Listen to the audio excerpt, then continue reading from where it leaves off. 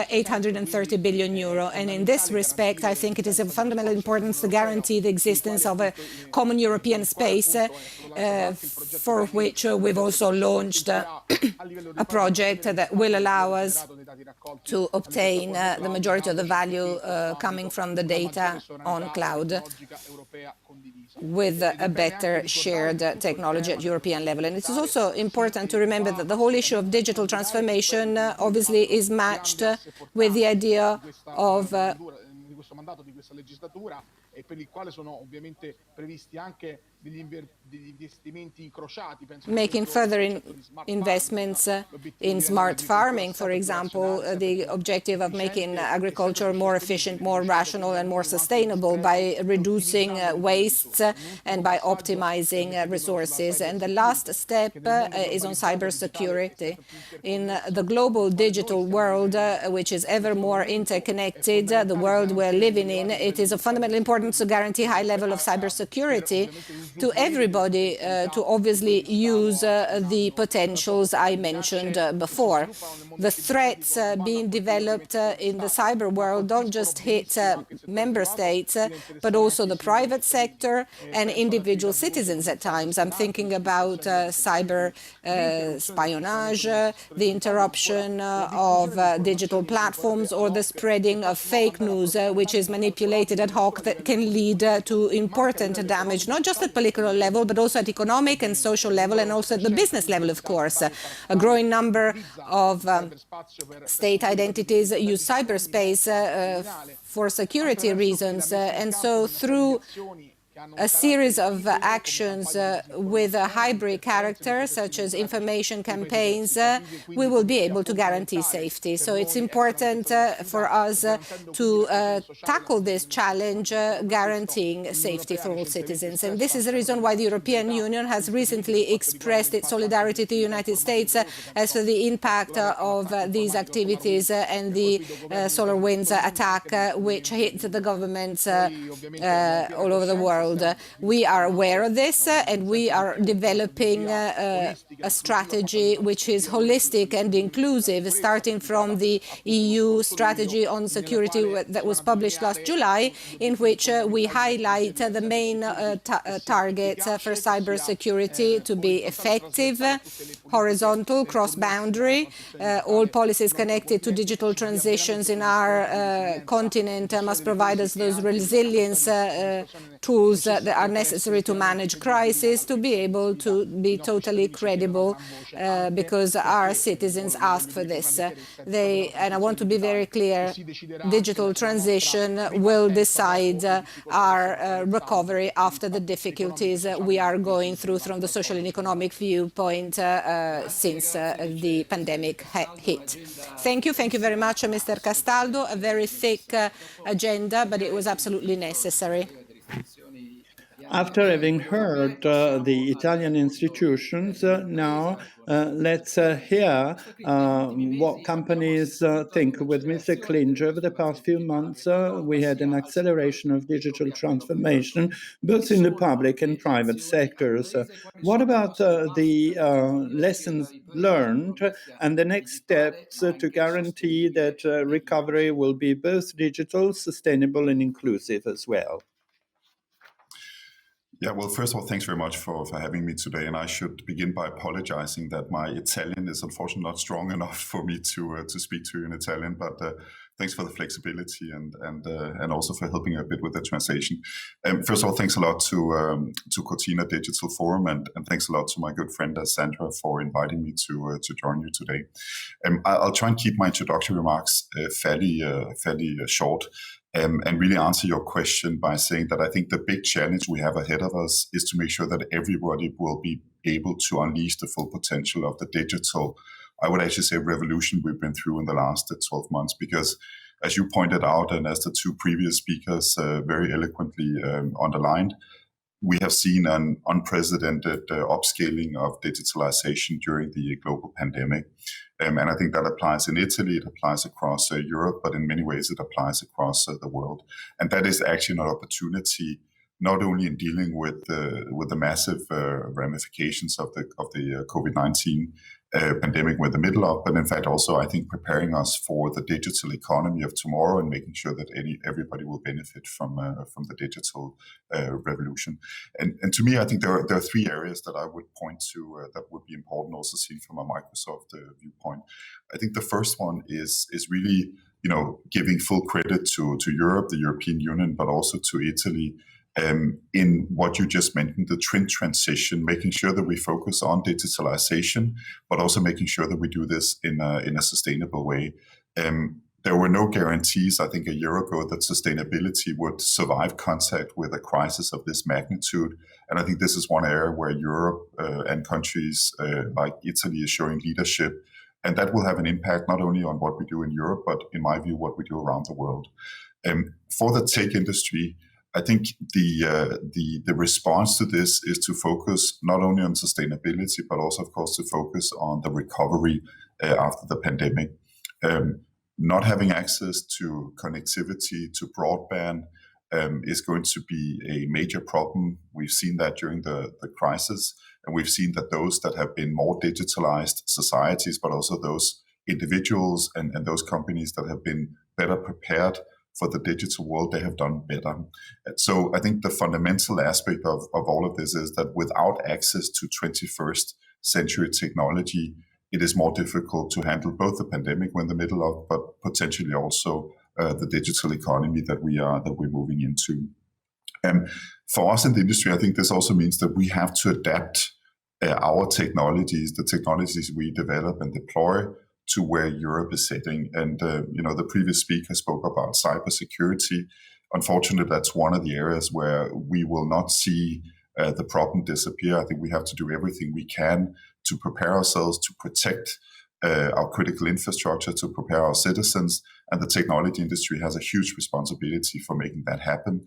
And it's one of the reasons why we have more than 3,000 people in Microsoft that are working 24/7 just to ensure that we protect everybody against attacks from cyber perpetrators. I think it also means that we have to make sure that privacy is second to none. We have to make sure that our business models work in a way that protect fundamental rights. But I would also uplift it and to say that, as we've seen in the last couple of months and years, taking a stance to make sure that we defend democracy writ large is going to be, I think, a game changer. And those companies that will give that promise, that guarantee, I think will do better also in the future that we're looking into. The second thing I would say, and others have spoken about this already, we have to make sure that we do everything we can to upscale the digital skills and competences of everybody around the world, but also in Europe. Those people who have been so unfortunate perhaps to lose their jobs because of the contraction of the economies, we have to be able to give them the skill sets that will be required tomorrow. And I think that will be a joint partnership where we need both the traditional educational system. I'm speaking, of course, to a high-level representative from the Italian government. The Italian educational system will play a critical role. But we also think in the industry that if we can help upscale and upskill citizens around the world, that will be a helpful addition to the more traditional educational system. So we've made a commitment in Microsoft that we will upskill 25 million people across the world, including in Italy, with the fundamental digital skills that we know are in demand from our own customers and the companies that we partner with. And then the last thing, perhaps just to lift ourselves up in the helicopter a little bit, is getting the digital sovereignty discussion in Europe right. I think is such an important and a fundamental discussion that we're moving into. We saw yesterday a very key part of the regulation coming forward that others have mentioned on artificial intelligence. I think all of this is fundamentally about making sure that Europe will remain in control of Europe's destiny, that Europe will remain in control of defending core European values, protecting consumers, protecting fundamental rights, democracy, but also holding big companies to account for what we do and how we deploy our technologies. But I also think that it is important, and I speak as a European here, that the digital sovereignty debate in Europe will not go in a direction where Europe will turn more inward-looking.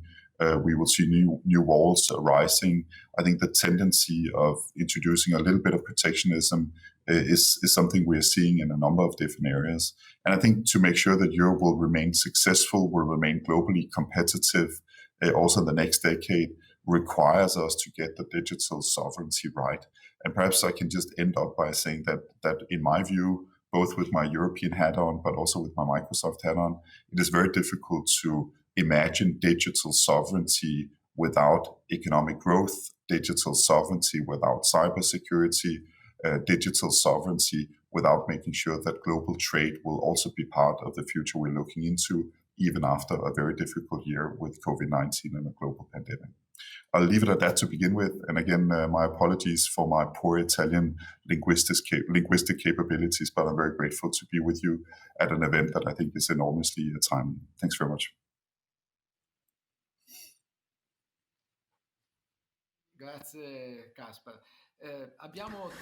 Thank you very much, Casper. We have time for a second round of questions. We still have 9 minutes, and I would still leave the floor to Mr. Castaldo to explore a point he touched upon earlier on.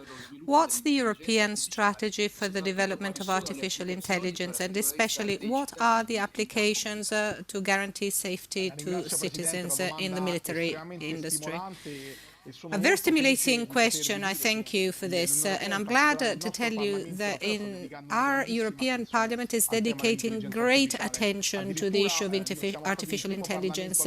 We've been the first parliament in the world to vote a resolution that expressed itself about the ethical aspects connected with the implementation and the correct use of this revolutionary technology. The European Commission this month has published its coordinated plan for the development of artificial intelligence, which, amongst other things, will also have the target of starting a cooperation with the member states to maximize the impact of investments both at national and European level, encouraging synergies and cooperation within Europe, and also by encouraging an approach based on the exchange of best practices and defining together the path we want to follow to guarantee the European Union can really be a competitive player at world level when it comes to AI.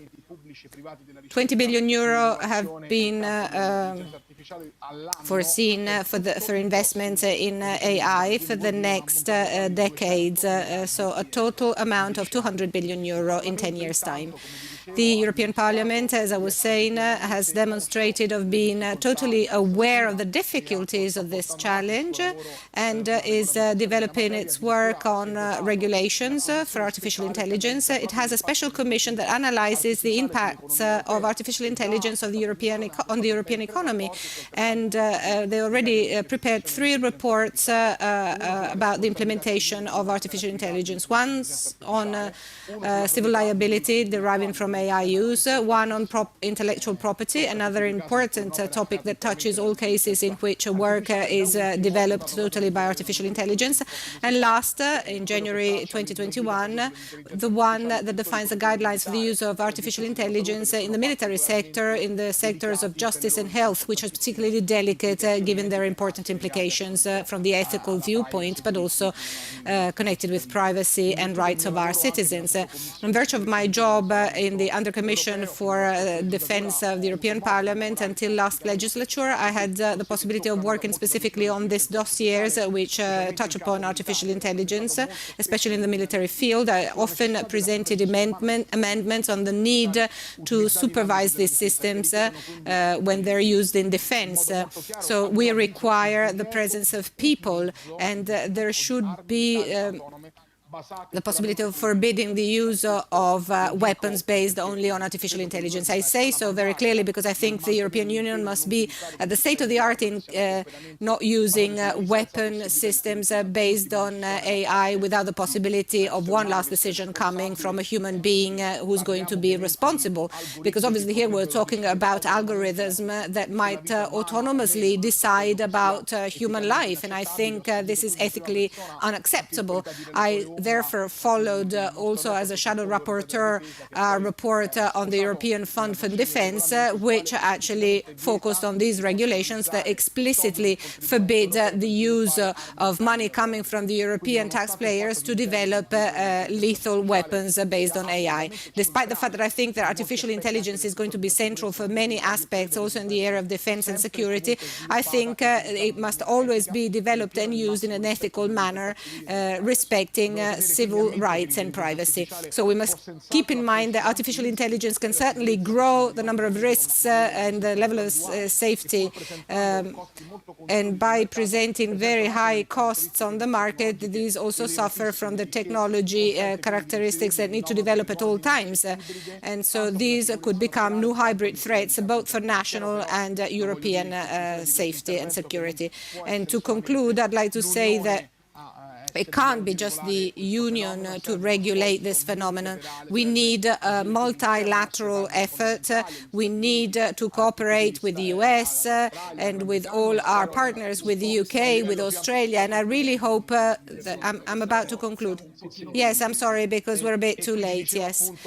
So I was saying that basically, to conclude, we need a multilateral effort with all those states that share our principles to create a common global framework to regulate the military use of artificial intelligence under the auspices of the United Nations and the international community. Thank you. Thank you very much.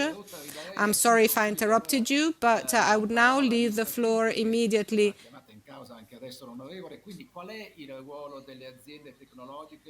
to Mrs. Messa. What's the role of technological companies to allow Europe to seize the benefits of this digital transformation?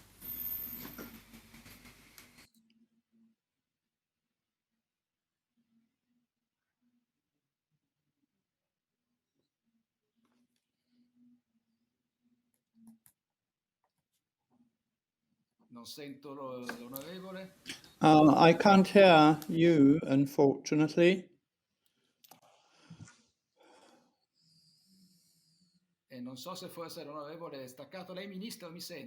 I don't know, Minister, can you hear me? Yes, I do. The question was to Mr. Clinch. Can you hear me? Can you hear me? I can hear you now. I'm sorry about that. Ok, allora scusi. Ero scollegato. Fa niente, anzi mi scusi lei. Stavo chiedendo, visto che l'onorevole Well, I was asking, given that we said that we need partners to cooperate, what is the role of technological companies to guarantee that Europe can reap the benefits of the digital revolution? Yeah, listen, I think that's a really good question. And what I would say is I think this is one of those areas where we have a dual responsibility. If I may just correct one misunderstanding that we often hear, which is that technology companies, including Microsoft, is against sort of the regulatory agenda coming out of Europe. Nothing could be more untrue or incorrect.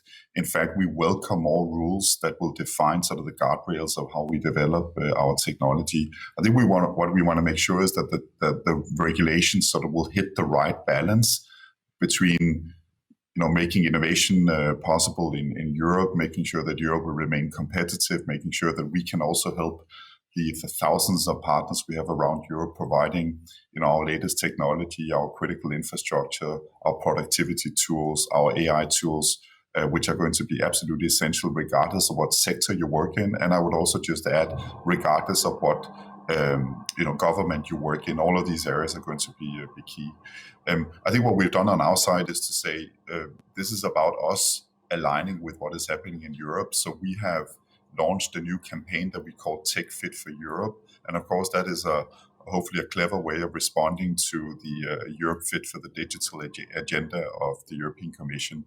So I guess my short version of it is we need more partnerships. We need multi-stakeholderism between governments, between multilateral institutions like the European Union and the technology industry. And we welcome that kind of partnership, and we will enter those discussions in a constructive way, providing our insights, our expertise to make sure that we help Europe move in the right direction.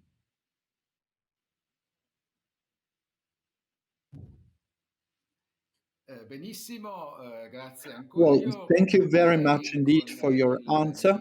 And I will conclude with Minister Messa, asking her, what about the collaboration? What about the synergy between the public and private sectors to indeed allow young people to find jobs in an increasingly digitized world?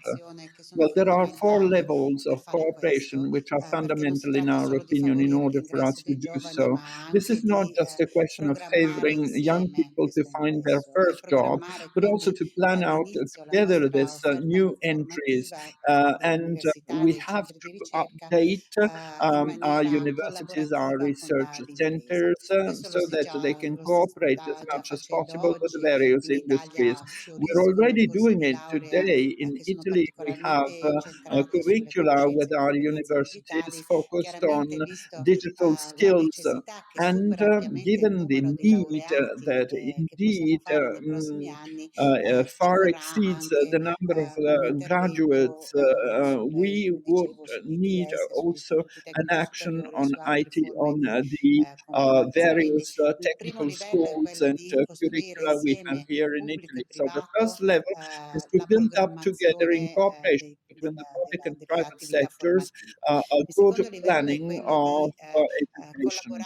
And a second level is that of cooperating with the private sector in that we have to, so to say, retrain skills of those people who already work. The lifelong learning is really a fundamental instrument which should be implemented in the near future. Microsoft, as well as other companies, have really made this as a pivotal point, and I believe that the cooperation between universities and these organizations is a fundamental one to retrain people who already work. And I don't want to forget a very important aspect when it comes, as I said, to knowledge leading to development, because we need knowledge to face the future development, because we have to think about the world in 5 or 10 years from now, and that's why cooperation between the private and public sectors is essential, because we have to help companies to change, and therefore universities do play a role in terms of supplying services by the academia to either national and international companies to ease digital transition, and even more important, a common research shared between public and private sectors for the development of new methods of development is, I believe, a fundamental point. We cannot go on thinking that we just have to develop knowledge just from the point of view of the academia, but we have to work together in partnership to turn this knowledge into products that are useful to all of us. Thank you very much, Minister. We are running a few minutes late, but the discussion was very, very interesting. This is the end of the first panel of this two-day Cortina Digital Forum event, and I thank most wholeheartedly our guests, Maria Cristina Messa, the Minister for Research and University, Deputy President of the European Parliament, Massimo Castaldo, and Mr. Kinch, Vice President of Microsoft for European Government Affairs. We finish here, and we hope next year we'll be able to meet in person here in our marvelous mountains. Thank you very much to you all.